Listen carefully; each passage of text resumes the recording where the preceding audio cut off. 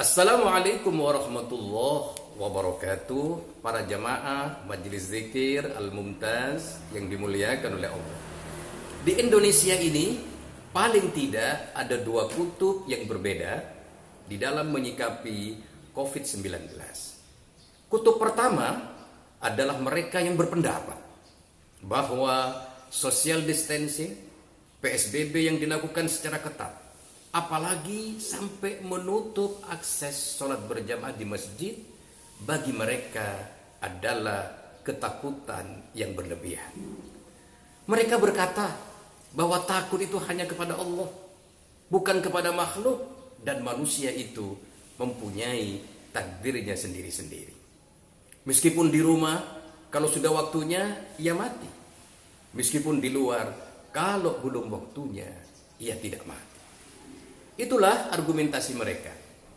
Bisa jadi kemungkinan besar kelompok ini paling tidak berpegang kepada dua ayat Allah di dalam Al-Quran.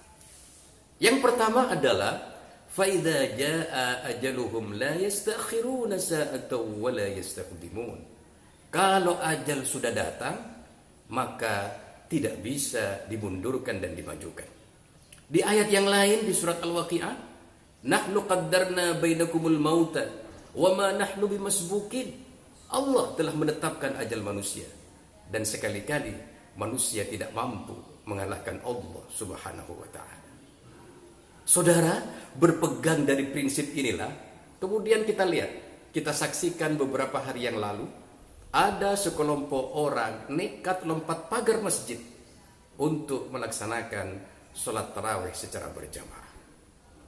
Saudara, di kutub yang kedua adalah mereka yang berpendapat bahwa social distancing, ikhtiar PSBB secara ketat, ini juga merupakan wujud ketaatan dirinya kepada Allah.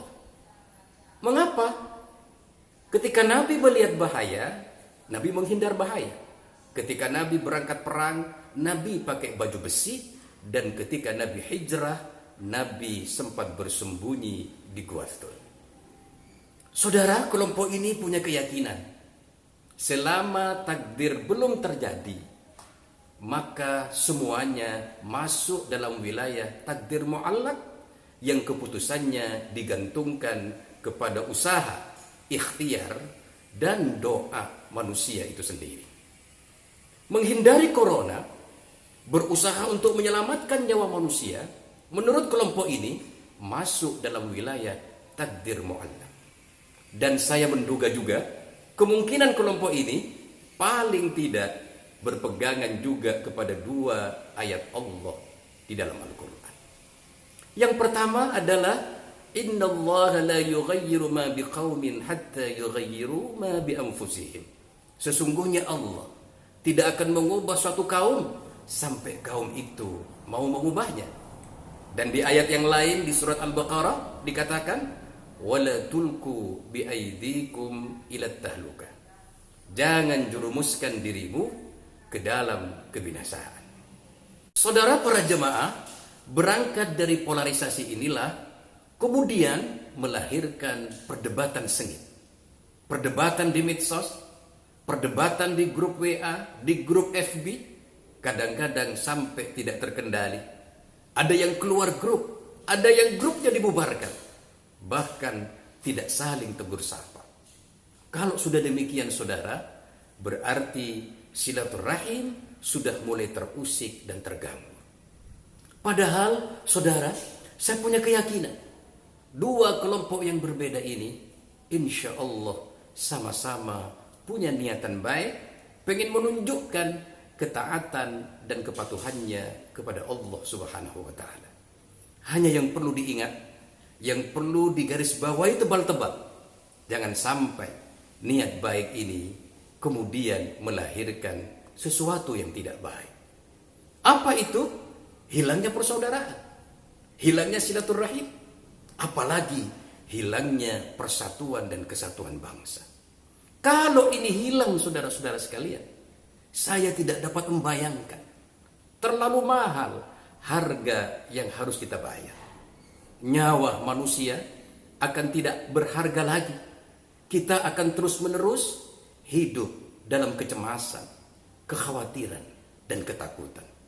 Jangankan kita keluar untuk belajar di sekolah, jangankan kita keluar untuk bekerja di kantor, pergi ke pasar, pergi ke mall, bahkan kita pergi ke tempat ibadah, ke masjid yang terdekat, belum tentu bisa karena keamanan yang tidak terjamin. Saudara, para jamaah yang berbahagia, mari kita lihat Mesir. Kurang apa Mesir? Gudangnya para ulama. Ada perguruan tinggi tertua di sana, Al-Azhar. Tempat orang Indonesia banyak belajar di sana. Tapi apa yang terjadi, saudara? Beberapa tahun yang lalu, hampir saja Mesir ini luluh lantak gara-gara perbedaan paham yang tidak terkendali.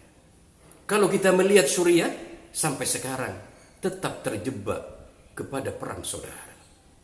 Para jamaah yang dimuliakan oleh Allah, di bulan suci Ramadan, bulan yang penuh berkah, bulan yang penuh maghfirah, bulan yang penuh kasih sayang dari Allah. Bulan ini adalah bulan yang tepat untuk merajut silaturahim. Bulan yang tepat untuk memperkokoh ukhuwah Islamiyah, ukhuwah wataniyah, ukhuwah basyariyah. Dan di bulan ini mari kita bersatu. Mari kita kompak untuk melawan, berperang dengan COVID-19 sampai wabah corona ini lenyap di bumi kita tercinta. Wassalamualaikum warahmatullahi wabarakatuh.